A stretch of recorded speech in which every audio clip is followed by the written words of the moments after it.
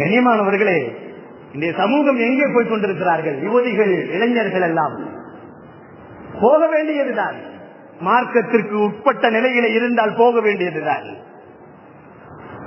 விஜய் அவர் எனக்கு வேண்டும், கணவன் பக்கத்தில் இருக்கும் பொழுதே விஜயை பற்றி அவர்கள் எவ்வளவு அழகாக தளபதி தான் வேண்டும், அடுத்த ஆட்சி அவர் ஆட்சி தான் மலர வேண்டும் என்றெல்லாம் இன்றைக்கு இளைஞர்களுக்கு மத்தியிலேயும் யுவதிகளுக்கு மத்தியிலேயும் பேசப்படுவதற்கு காரணம், இந்த இளைஞர்களும் யுவதிகளும் சரியான முறையிலே நாயகத்தின் ஸல்லல்லாஹு அலைஹி வஸல்லம் அவர்களின் அன்பு பாராட்டப்படாமல் இருப்பதுதான் காரணம்.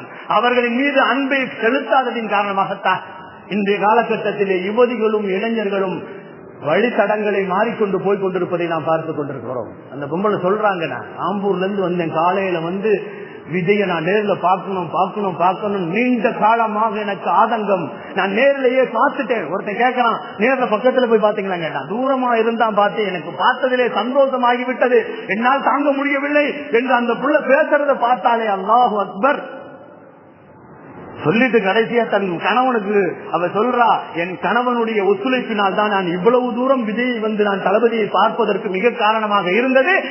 அவருக்கு ஒரு லவ் என்பதாக சொல்லுகிறாள். ஆனா நான் லவ் பண்றேன் கணவனை சொல்றா. கண்ணியத்திற்குரியவர்களை, அல்லாஹ்வின் நல்லடியார்களை, கணவனையாவது சொன்னாலே. யுவதிகள் இந்த அளவிற்கு போய் கொண்டிருக்கிறார்கள். குடும்ப தலைவி, 3 பிள்ளைக்கு தாய்,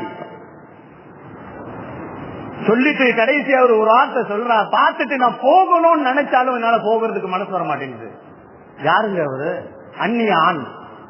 மார்க்கத்திலே அந்நிய ஆணை, அந்நிய பெண் பார்ப்பது ஹராம். ஒரு அந்நிய பெண்ணை ஒரு அந்நிய ஆண் பார்ப்பது ஹராம்.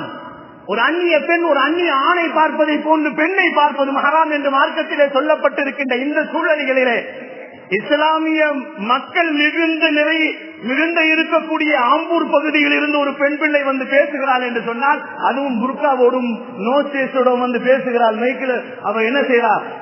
இது கொடுக்கிறா, பேட்டி கொடுக்கிறா. அவரை நேர்ல பார்த்துட்டே நானே, எனக்கு அவ்வளவு சந்தோஷம்.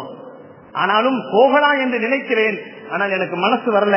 இருந்தாலும் நான் போக வேண்டிய கட்டாயத்தில் இருக்கிறேன். நான் 3 சின்ன பிள்ளைகளை வீட்டுல விட்டு வந்திருக்கிறேன். பெருமையாக சொல்லுகிறார்கள்.